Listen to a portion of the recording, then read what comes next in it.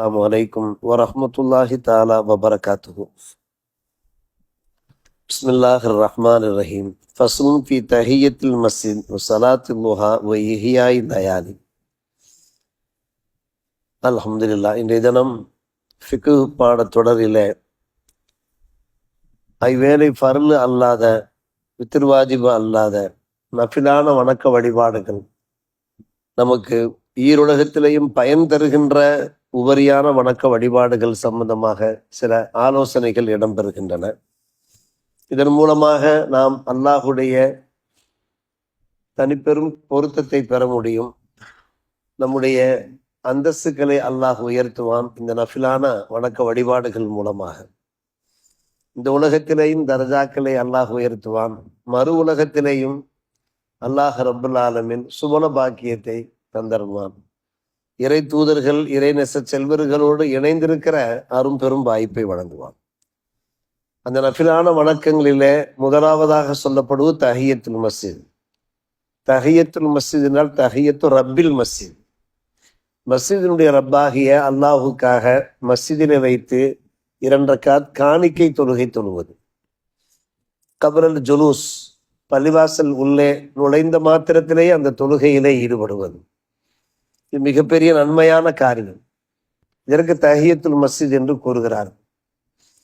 இடையிடையே நாம் பள்ளிவாசலுக்கு வருகிறோம், ஜனாசா தொழுகைக்காக நாம் வருகிறோம், திருமண காரியங்களுக்காக வருகிறோம், வேறு சில நிகழ்ச்சிகளுக்காக வருகிறோம் பள்ளிவாசலுக்கு. இப்படி பள்ளிவாசலுக்கு வருகிற போது உடனே பள்ளியிலே பிரவேசித்து தஹியத்துல் மஸ்ஜித் அல்லாஹுக்கா 2 ரக்காத்து நான் தொழுகிறேன் என்று நாம் நியத்து செய்து தொழுதோம் என்றால் அதில் நிறைந்த பரக்கத்து இருக்கிறது. அதே போன்று உழு செய்த மாத்திரத்தில் உழுவனுடைய உறுப்புகள் காய்வதற்கு முன்னாலே 2 ரக்காத் தொழுது கொள்வது, அது தஹியத்துல் உது என்று சொல்வார். உலுவனுடைய காணிக்கை 2 ரக்காத். இதன் மூலமாகத்தான் அதற்கு பிலால் ரலியல்லாஹு அன்ஹு அவர்கள் மிகப்பெரிய உயர்வை பெற்றார்கள், உன்னதத்தை பெற்றார்கள். பெருமானார் ரசூலே கரீம் ஸல்லல்லாஹு அலைஹி வஸல்லம் அவர்களுக்கு முன்னால் அவர்களுடைய ஒரு சிறந்த பணியாளாக நடந்து செல்கிற, சுவனத்தில் நடந்து செல்கிற பெரும் பாக்கியத்தை பெற்ற அந்த நிகழ்ச்சியை நாம் கேள்விப்பட்டிருக்கிறோம். தஹியத்துல் உது. நாம் தஹியத்துல் மஸ்ஜித் கேட்டிருக்கிறோம், ஆனால் தஹியத்துல் உதுவையும் நாம் தெரிந்து கொள்ள வேண்டும். உது செய்கிற பாக்கியம் பெரிய பாக்கியம் அல்லவா? எதற்காக நாம் உது செய்கிறோம்? தொழுவதற்காக.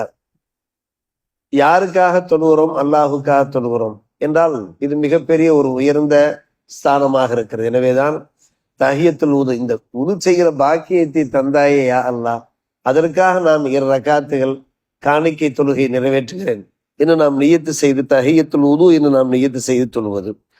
அதே போன்றுதான் லுஹா வேளையிலே லுஹா தொழுகை என்று 4 ரக்காத்துகள் தொழுவது இருக்கிறதே, அது மிகப்பெரிய சிறப்பான ஒரு விஷயம்.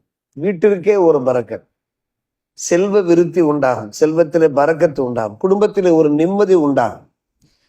சூரியன் உயர்ந்ததிலிருந்து நடுப்பகலுக்கு முன்னாலே, சூரியன் உச்சிக்கு வருவதற்கு முன்னாலே வரையும் அதற்கு நேரம் இருக்கிறது. ஆனால் எவ்வளவு சீக்கிரமாக தொழ முடியுமோ தொழுது கொள்ள வேண்டும். சற்றேறக்குரிய 9 மணி 10 மணிக்கெல்லாம் அந்த சலாத்து லுஹாவை நாம் தொழுவது மிகவும் சிறப்பு வாய்ந்ததாக இருக்கு. ருபு உன் நஹார் என்பார்கள். அந்த ருபு உன் நஹாரினுடைய தொடக்கத்திலே தொழுவது என்று சொல்வார்கள். எனவே லுஹா தொழுகை சம்பந்தமாக ஃபிக்ஹ் கிதாபுகளிலையும் பதிவு செய்யப்பட்டிருக்கிறது, ஹதீஸ் கிதாபுகளிலையும் பதிவு செய்யப்பட்டிருக்கிறது.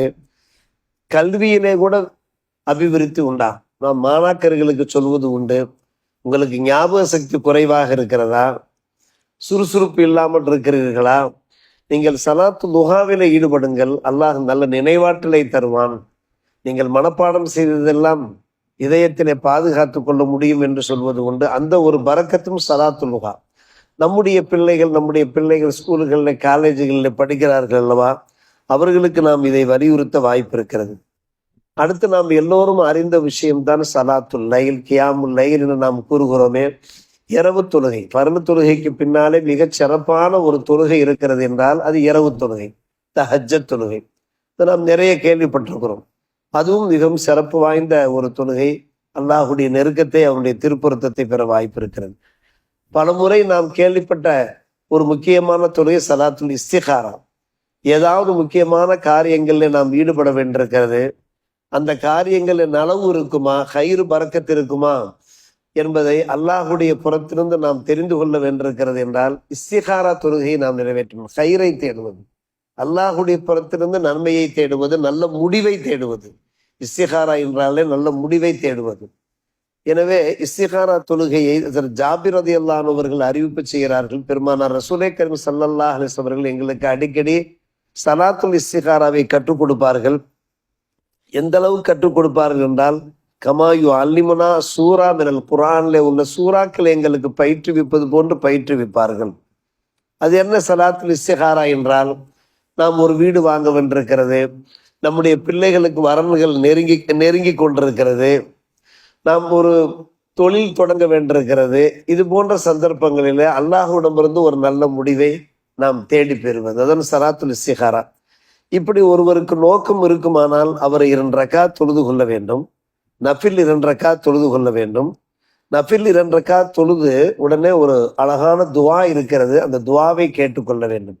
அல்லாஹும்ம இன்னி அஸ்தகீருக்க பி இல்மிக்க வ அஸ்தக்திருக்க பி குத்ரத்திக்க வ அஸ்அலுக மின் ஃபضلிக்க அல் அலீம் ஃபஇன்னக தக்திரு வலா அக்திரு வ தஅலம் வலா அலம் வ அன்த அல்லாமுல் குயூப் அல்லாஹும்ம இன் குன்த தஅலம் அன்ன ஹாதல் அம்ர கைருன் லி ஃபி தீனி வ மஆஷி வ ஆகிபத்தி அம்ரி ஃபக்துருஹு லி வ யஸ்ஸிர்ஹு லி வ பாரிக் லி ஃபி வ இன் குன்த தஅலம் அன்ன ஹாதல் அம்ர ஷர்ருன் லி ஃபி தீனி வ மஆஷி வ ஆகிபத்தி அம்ரி ஃபஸ்ரிஃபு அன்னி வஸ்ரிஃப்னி அன்ஹு வக்துர் லி அல் கைர் ஹைசு கான் என்கிற அருமையான துவா. இந்த துவா நாம் எழுதி வைத்து கொண்டு கூட நாம் ஓதுவதற்கு வாய்ப்பு இருக்கிறது. துவாவுடைய சாராம்சம் என்ன? யா அல்லாஹ், எனக்கு எது நலவு என்று, எதிலே நலவு இருக்கிறது என்று உனக்கு தெரியும். உன்னுடைய இல்மை வைத்து நான் நலவை தேடுகிறேன், உன்னுடைய சக்தியை வைத்து நான் சக்தியை தேடுகிறேன், உன்னுடைய தனிப்பெரும் அருளை நான் வேண்டுகிறேன். நீ சக்தி பெற்றவன், நான் சக்தி பெற்றவன் கிடையாது. நீ அனைத்தையும் அறிந்தவன், நான் அனைத்தையும் அறிந்தவன் கிடையாது. நீ அல்லாமுல் குயூபாக மறைவான விஷயங்கள் எல்லாம் அறிந்திருக்கிற யா அல்லாஹ், நீ நான் தொடங்க போகிற இந்த காரியத்தில் எனக்கு கயிறு இருக்குமானால், என்னுடைய மார்க்கத்திலேயே, என்னுடைய உலக வாழ்க்கையிலேயோ மறுமையிலேயோ கயிறு இருக்குமானால் அதை செய்வதற்கு எனக்கு ஆற்றலை கொடுத்து எனக்கு அந்த காரியத்தை லேசாக்கித்தா. ஆனால் அதே சமயத்திலே நான் தொடங்க போகிற இந்த காரியத்தில் ஏதாவது தீமை இருக்குமானால், என்னுடைய மார்க்கத்திற்கோ என்னுடைய உலக வாழ்க்கைக்கோ மறுமைக்கோ ஏதோ முரண்பாடு இருக்குமானால், என் ரட்சகா, அந்த காரியத்திலிருந்து என்னை நீ திருப்பி விடு, என்னை நீ திருப்பி விடு, அந்த காரியத்தை என்னை விட்டும் நீ திருப்பி விடு என்று அல்லாஹ்விடத்தில் கேட்டு, எதிலே எனக்கு கயிறு இருக்கிறதோ அந்த கயிறை செய்வதற்கு எனக்கு சக்தியை தா அல்லாஹ் என்று நாம் கேட்பது. இவ்வளவு அழகான ஒரு துவா பாருங்கள். இந்த துவாவை ஓதி நாம் நம்முடைய தேவையை சம்மி ஹாஜத்து ஹதீஸ் இப்படித்தான் நிறைவு வருகிறது. நம்முடைய தேவையை அல்லாஹ்விடத்தில் ஹாஜத்தை நாம் முறையிட வேண்டும். யா அல்லாஹ், நான் ஒரு வீடு வாங்க போகிறேன், அந்த வீடு விஷயமா எனக்கு சக்தியை தான். அந்த வீடு வாங்குவது எனக்கு கயிறு இருக்கிறதா? ஒரு வாகனம் வாங்க போகிறேன், அதில் எனக்கு கயிறு இருக்கிறதா? ஒரு தொழிலை தொடங்க போகிறேன், ஒரு வேலை வாய்ப்புக்கு நான் போகிறேன், எனக்கு கயிறு இருக்கிறதா என்று நாம் அல்லாஹ்விடத்தில் நாம் கேட்டு பெற்றோம் என்றால், அருமை சகோதரர்களே, அல்லாஹ் நம்முடைய மனசிலே ஒரு தெளிவை தந்து விடுவான். ஏதாவது ஒரு காரியத்தை செய்வதற்குண்டான ஒரு தெளிவை தந்து விடுவான். அல்லாஹ்வுடைய புறத்திலிருந்தே கிடைத்து விடும். ஒரு முறை நாம் ஸலாத்துல் இஸ்திகாரா தொழுதும், தெளிவு கிடைக்கவில்லையா? 2 முறை, 3 முறை, 7 முறை வரை நாம் தொழுதோம் என்றால், இதே போன்று தொழுதோம் என்றால் நிச்சயமாக நமக்கு கயிறான ஒரு முடிவு கிடைத்து விடும் என்று ஃபிக்கு கிதாபிலே காண்கிறோம். இதான் ஸலாத்துல் இஸ்திகாரா.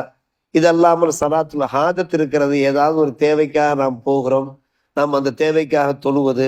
அதல்லாமல் ரம்ஜான் மாசத்திலே அந்த கடைசி 10 நாட்கள் நாம் தொழுகிறோமே, லைலத்துல் ஈது, 2 ஈது பெருநாளுடைய அந்த இரவு நேரம் மிக மகத்துவம் வாய்ந்த இரவுகளாக இருக்கிறதோ. வெகு சீக்கிரத்தில் அடுத்த மாதம் 7, 8ஆம் தேதிகளிலே அந்த துல்ஹஜ் பெருநாள் நாம் நெருங்கி கொண்டிருக்கிறது. அந்த இரவுகளிலே தொழுவது மிகவும் பாக்கியம் பொருந்தியது மட்டுமல்ல, துல்ஹஜ் பிறந்த மாத்திரத்திலேயே அந்த துல்ஹஜ் 10 நாட்களுடைய இரவுகளிலே தொழுவது மிகவும் சிறப்பு வாய்ந்த விஷயம், பல விஷயங்கள். எனவே இது போன்ற நஃபிலான வணக்க வழிபாடுகள், ஃபர்லை தொழுவதன் மூலமாக கடமை நிறைவேறுகிறது. நஃபில்களை தொழுவதன் மூலமாக அல்லாஹ் ரப்புல் ஆலமீனுடைய ஒரு தனி பொருத்தத்தை நாம் பெறுகிறோம். அல்லாஹ் ரப்புல் ஆலமீன் ஈருலகத்திலும் நம் தரஜாக்களை உயர்த்துகிற காரணத்தினால் இது போன்ற வணக்க வழிபாடுகளையும் ஈடுபடுவதன் மூலமாக வல்ல அல்லாஹ்வுடைய அன்பையும் அருளையும் பெறுவோமாக. அல்லாஹ் அருள் புரிவானாக. வாஹிர் தாவானா அல்ஹம்துலில்லாஹி ரப்பில் ஆலமீன்.